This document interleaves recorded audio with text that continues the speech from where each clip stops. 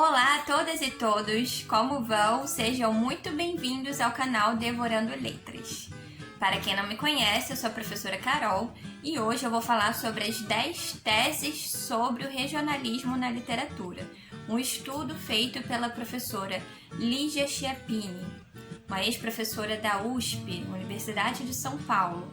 De forma mais específica, vale deixar aqui registrado que todo o conteúdo trabalhado aqui nesse vídeo está inteiramente alicerçado no texto do Becco ao Belo, da Lígia Chiappini. Esse é um estudo em que a autora inicialmente desenvolveu com regionalismo na literatura gaúcha, posteriormente expandiu para os vários regionalismos brasileiros e, no âmbito da literatura comparada, ampliou a sua análise para o diálogo com os regionalismos que acontecem nas Américas e na Europa. Dessa forma, a autora compreende o regionalismo como uma tendência literária universal, que se manifesta em movimentos literários ou em obras individuais.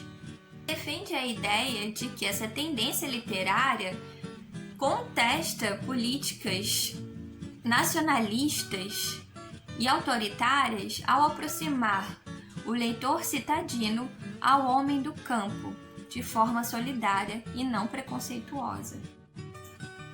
A literatura regionalista, ao construir uma ponte amorosa entre o leitor da cidade e o homem do campo, sensibiliza o sujeito a olhar com respeito às diferenças culturais.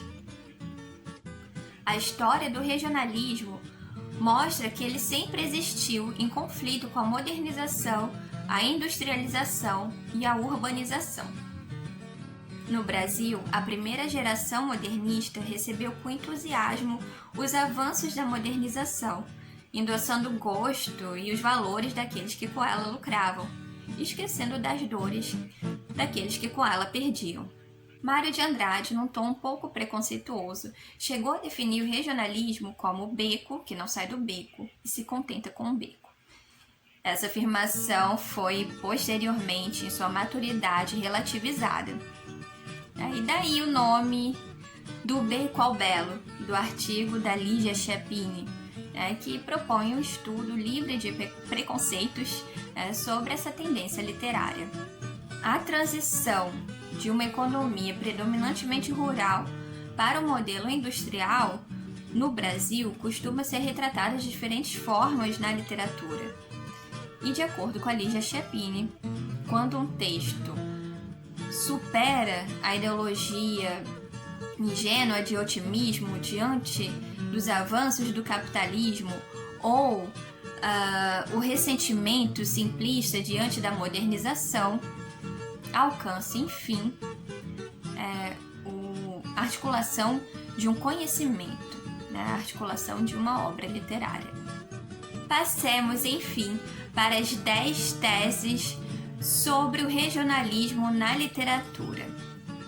Primeira tese: a literatura regionalista é definida como aquela que traz as peculiaridades de um determinado local, as crendices, as modas, os costumes. Então, nessa lógica, pode-se pensar em um regionalismo rural e um regionalismo urbano. E, na verdade, toda a literatura seria regionalista de uma forma mais ou menos explícita. No entanto, historicamente, habituou-se a denominar literatura regional aquela que expressa o imaginário de um ambiente rural, predominantemente rural. Segunda tese: há quem relacione a literatura regionalista à tradição greco-latina de idílio pastoral, e nisso nós podemos pensar como exemplo Marília de Dirceu. No entanto, a partir do século XIX, o romance regionalista passa a expressar uma tensão entre a representação idílica e uma representação mais realista, num esforço de tornar a voz do homem do campo audível para o homem da cidade. Terceira tese: o regionalismo tem um caráter universal e moderno. Ele surge como uma reação ao iluminismo e à centralização do Estado-nação e atualmente age como uma reação à globalização, no sentido de defender as particularidades locais frente ao risco de homogeneização cultural em meio ao mundo capitalista. Quarta tese. Essa é uma tendência que advém da modernidade e de suas respectivas contradições.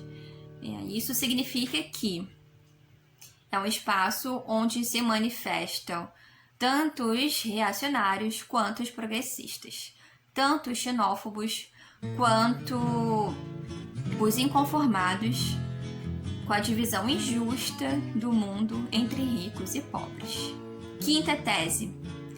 Essa é uma tendência que costuma se afirmar de forma marginal ao que é considerado a grande literatura. Campo minado de preconceitos. A literatura regionalista costuma se prestar a equívocos da crítica literária.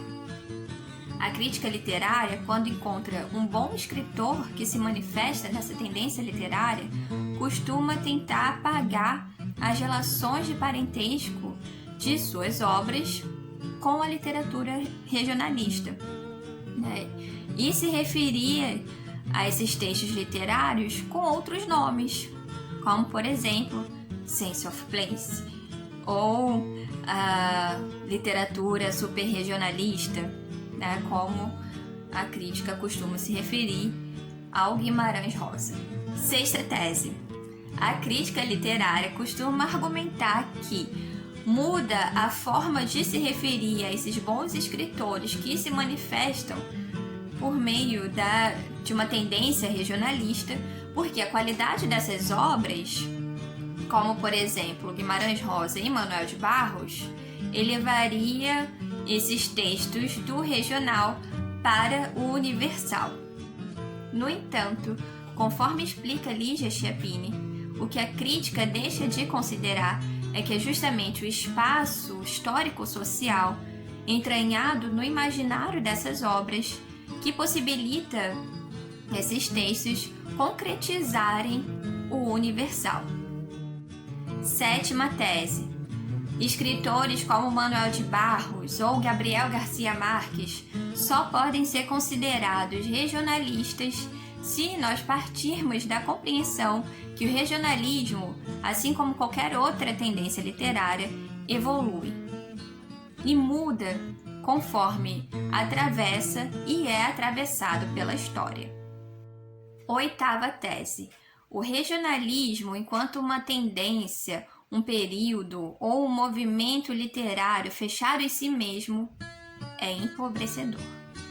As grandes obras literárias regionalistas são aquelas que representam um espaço, uma região, para além de uma área geográfica, e torna verossímil a fala e o imaginário do homem do campo para o homem da cidade, tornando essa comunicação entre as diferentes culturas uma comunicação mais amorosa, mais solidária e mais respeitosa. Nona tese. O grande escritor regionalista é aquele que sabe com exatidão nomes de pássaros, plantas, rios e montanhas. No entanto, nega a visão ingênua e simplista de uma cópia fotográfica de uma determinada região. Estou só e socó, por exemplo, é um poema do Manuel de Barros, em que o escritor se vale da imagem de um pássaro típico do Pantanal para potencializar o efeito de sentido de solidão do eu lírico, uma vez que socó é um passarinho que costuma habitar o topo de uma árvore, realmente sozinho.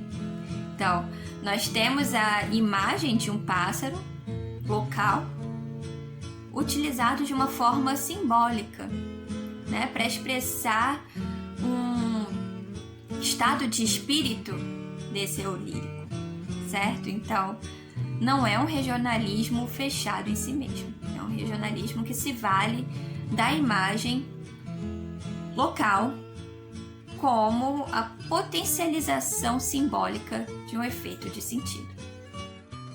Por meio dessa imagem local, utilizada de uma forma simbólica, Manuel de Barros alcança o efeito de sentido universal, uma vez que a solidão é um sentimento universalizado, é uma experiência compartilhada entre os seres humanos, certo?